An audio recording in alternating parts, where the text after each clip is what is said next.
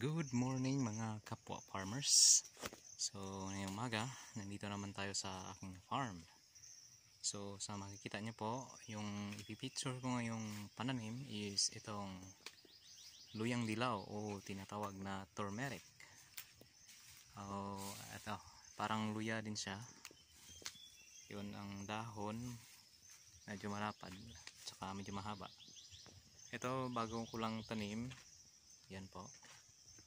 Nakikita niya isang linya. Ayan siya. Hanggang dito. Okay. Ayan po. So, ipapakita ko sa inyo yung kanyang rhizome na tinatawag. O, ito yung ano niya. Pinaka, laman. Ayan o. Yung rhizome, ito yun. Yung kanyang dahon. Ito yung kanyang rhizome. Ayan. So, ito yung pinagtubuan niya. Ito yun. So, ito yung laman ng luyang dilaw o turmeric. Ito, pwede rin siyang itanim. Ito po, tumutubo yung kanyang sa pinakadulo niya. Ito yun. So, ayan siya.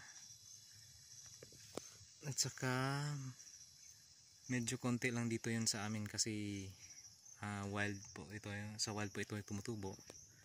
So kaya tinanim ko siya dito sa ilalim ng saging. Ayan o. Ng saging po to. Ayan. So para shady siya kasi gusto ng tanim nito is medyo makulimlim, medyo siya, dilim na tinatawag. At saka konting trivia, ito po yung ginagamit mostly sa India sa kanilang diet po. Rich po ito sa tinatawag na curcumin o sa alternative medicine o Ayurvedic medicine. Ito po yung ginagamit na gamot at saka popular na ito ngayon sa labas ng bansa o sa ibang bansa. I mean, ginagawa itong powder at saka ginagawang capsule, saka tinitake as food supplement. Maganda kasi ito sa mga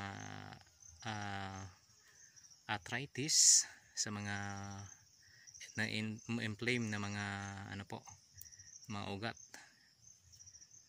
So at saka medyo pricey din ito, medyo mahal din ito sa amin, kaya magsisimula ako magtanim. Ito po. Ayan siya. So, comment na lang po kayo kung marami kayong tanim nito sa inyong lugar. Tsaka kung anong tawag sa inyong lugar sa inyong local dialect. Kasi dito sa amin, sa Iloilo, tinatawag itong kalawag. Ayan.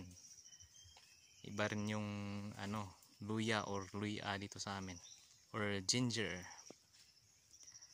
So, ayan lang po at saka maraming salamat po.